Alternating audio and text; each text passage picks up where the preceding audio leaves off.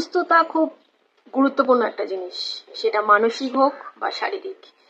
কোনো একটা যদি দুটোর মধ্যে কোনো একটা যদি খারাপ হয় তাহলে কিন্তু লাইফটা ডিসব্যালেন্স হয়ে যায়। দুটোরই খুব প্রয়োজন। শারীরিক সুস্থতা যতটা প্রয়োজন, মানসিক সুস্থতা ততটাই প্রয়োজন।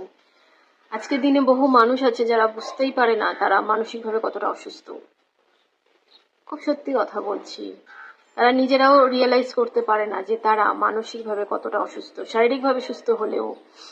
এবং মানসিকভাবে অসুস্থ হলে তার যেটা সব থেকে একটু দীর্ঘ সময়ভাবে মানসিকভাবে অসুস্থ থাকলে তার প্রভাব শরীরের ওপর যথেষ্ট পরিমাণে পড়তে শুরু করে। তো সুতরাং যদি আপনার আশেপাশে এমন কোনো মানুষ থাকে যাকে হয়তো আপনি দেখছেন যে না, সে হয়তো মানসিকভাবে একটু অন্যরকম রয়েছে, একটু তার পাশে গিয়ে দাঁড়ান, একটু তার কথাগুলো শুনুন, বোঝার চেষ্টা করুন, জ্ঞান না দিয়ে। সে সময় জ্ঞানটা নেওয়া যায় না।